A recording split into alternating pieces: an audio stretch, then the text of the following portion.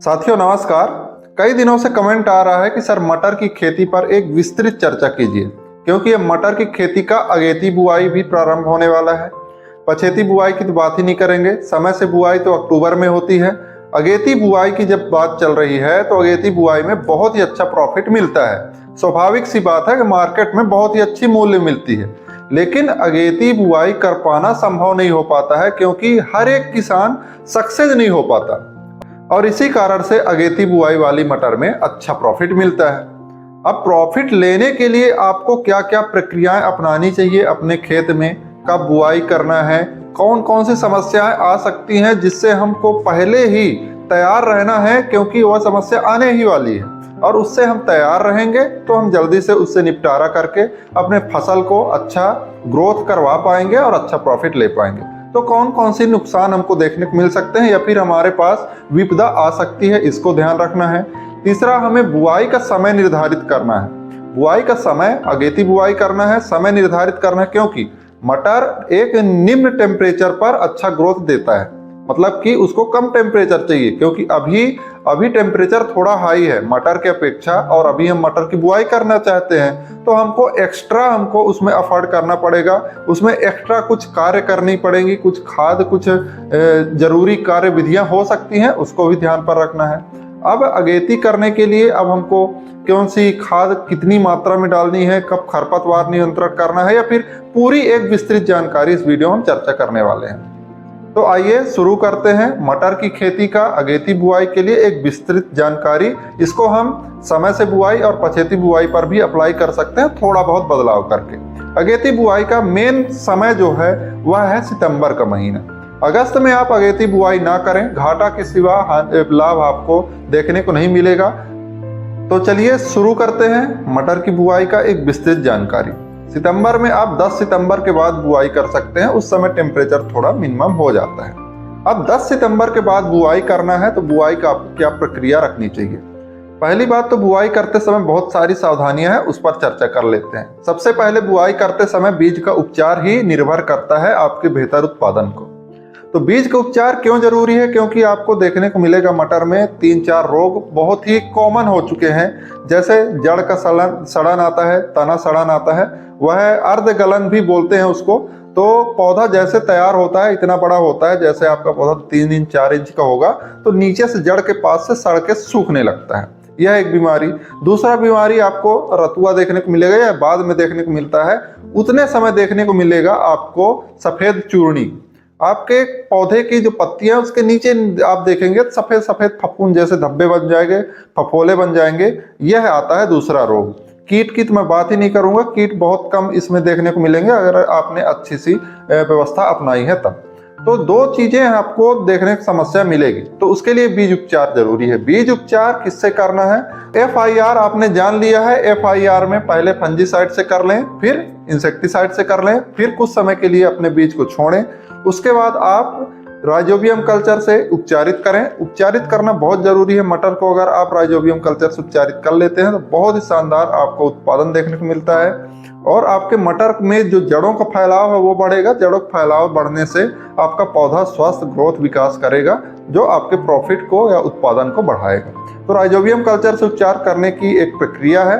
आपको लगभग 200 ग्राम की जो पैकेट आती है, 200-250 ग्राम की, 2 पैकेट लगेगा आपको 1 एकड़ के उपचार करने के। तो राइजोबियम कल्चर से उपचारित कैसे करना है, तो आपको 1 एकड़ के लिए जो भी बीज का दर लगता है आपको 25 किलोग्राम से लेकर के 40 किलोग्राम तक लग सकता है। बीज के ऊपर निर्भर करता है कैसे आप बुआई कर रहे हैं, किस प्रकार से आप बीज ले रहे हैं। तो 25 किलोग्राम से लेकर के 40 किलोग्राम तक आपको प्रति एकड़ बीज लग सकता है। तो आपको 1 एकड़ बीज के लिए लगभग 2 पैकेट राइजोबियम कल्चर लग सकता है। एक पैकेट में 200 से 250 ग्राम आती है, तो 2 पैकेट लगता है। 200 ग्राम गुड़ को बढ़िया 1 लीटर पानी पर गर्म करके पिघला लें, ठंडा करके उसमें कल्चर को मिला करके और आपका बीज है उसको मिला करके कुछ समय तक छांव में सुखा दें। फिर उसके बाद सीड ड्रिल के माध्यम से बुआई। सीड ड्रिल के माध्यम से अगर आप बुआई करेंगे तो बहुत ही अच्छा शानदार प्रदर्शन आपके पौधा का देखने को मिलेगा। और अगर एक दूरी जब मेंटेन रहती है तो प्रॉपर आपको सनलाइट पौधे को मिलता है, प्रॉपर स्पेस मिलता है, हवा मिलता है, प्रॉपर खाद पानी मिलता है, तो प्रॉपर रूप से पौधा विकास करता है। इसलिए जो लाइन से बुआई होती है, जो एक निश्चित अनुपात पर बुआई होती है, उसका उत्पादन अपेक्षाकृत छिड़कावा के अधिक रहता है। तो आप सीड ड्रिल से बुआई करना अधिक प्रीफर करें। दूरी की बात करें तो लगभग 30 सेंटीमीटर के आसपास दूरी मेंटेन रखिए। मेन इसमें समस्या आती है गहराई का या जमाव का। जमाव क्योंकि गहराई पर डिपेंड करता है आपने बीज कितनी गहराई पर डाला है। और मटर का बीज ऐसा है कि आपका बीज निकला और पत्ती निकला, और अगर पत्ती नहीं निकल पाया तो पौधा वहीं, मतलब कि आपका मटर का दाना वहीं सड़ा। तो गहराई निर्भर करता है आपके बेहतर जर्मिनेशन के लिए।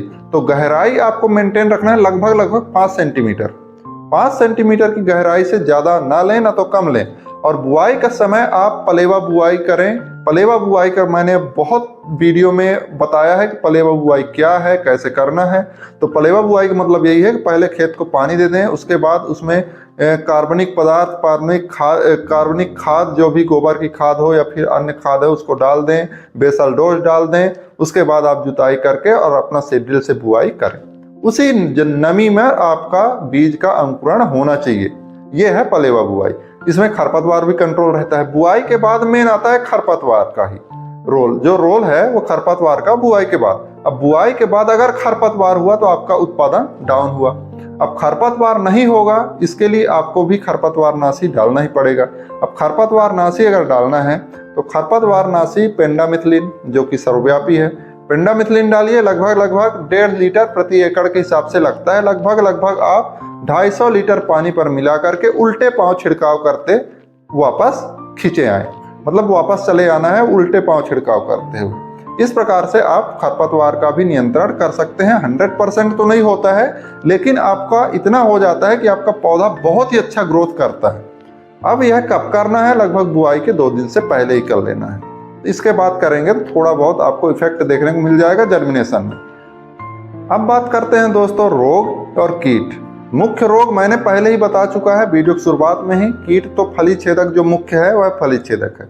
जो तना छेदक होता है इसमें भी लगता है, लेकिन कम लगता है, फली छेदक लगता है। रोग में रतुआ मैंने बताया था, आपका सफेद चूर्णी मैंने बताया था, और एक अर्धगलन जो आपके पौधे नीचे से गलने लगते हैं। तीन ही रोग है जो मुख्य है इसके बाद एक रोग और है जो फली में सड़न लगने लगता है, विगलन रोग यह लगता है। तो इसके लिए आपको नॉर्मल फंजीसाइड, जैसे आपको वो दिखे, आपका लक्षण दिखने लग जाए हल्का फुल्का, तो आप जल्दी से स्प्रे कर दें। नॉर्मल फंजीसाइड का स्प्रे करते रहें तो रोग नहीं आएगा, आपको महंगे में जाने की जरूरत नहीं पड़ेगी और आपका पौधा भी स्वस्थ विकास करेगा। फली छेदक लगता है तो फली छेदक के लिए नॉर्मल इंसेक्टिसाइड इमामेक्टिन बेंजोइट हो गया, आपका प्रिफोनेफास साइपरमेथ्रिन हो गया, यह बढ़िया कवर कर लेगा। अगर हैवी अटैक ना हो पाए, बढ़िया आप बीच पर डालते रहें तो आपको यह शानदार रिजल्ट देखने को मिलेगा। उत्पादन की बात करें कि कब इसका उत्पादन देखने को मिल सकता है, देखिए अगेती बुआई भी निर्भर करता है और किस्म भी निर्भर करता है उत्पादन पर। जैसे आपका कोई 120 दिन का किस्म है, कोई 140 दिन का, कोई 150 दिन, कोई 100 दिन का ही किस्म है। जैसे अगर मैं बात करूं GS10 जो बहुत ही ब्रांड है एडवांटा कंपनी का, बहुत ही अच्छा मटर होता है, अर्किल हो गया। और अगर मैं कम वो अवधि की बात करूं तो पूसा पन्ना, पूसा प्रभात, ये जो गवर्नमेंट की किस्में हैं। अब इसमें अब देखें तो ये लगभग 100 दिन में आसपास इसका फसल अवधि कंप्लीट हो जाता है, 100 से 110 दिन। पूसा पन्ना और पूसा प्रभात मान लीजिए 115 दिन खींचेगा, पूसा पन्ना 110 दिन, इतने में इसका फसल कंप्लीट हो जाता है। लेकिन GS10 हो गया, अर्किल हो गया, AP3 हो गया, यह 140 दिन तक चली जाती है, 140 से 45 दिन, 50 दिन इतना खींच जाता है। तो अगर आप चाहते हैं कि हम दिसंबर में गेहूं की बुआई करें तो आप सितंबर में कम अवधि की किस्में लगाएं और दिसंबर में गेहूं की बुआई कर लें।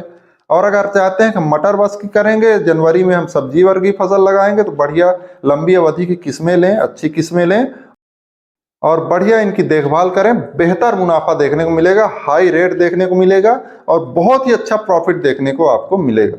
साथियों, यही जानकारी थी। आपको हमारी जानकारी कैसी लगी कमेंट बॉक्स पर जरूर बताएं। अच्छी लगी तो लाइक करें, शेयर करें और वीडियो पर नए हैं, चैनल पर नए हैं, अभी तक सब्सक्राइब नहीं किए हैं, कृपया सब्सक्राइब जरूर कर लें। मिलते हैं अगली वीडियो में एक नई जानकारी के साथ।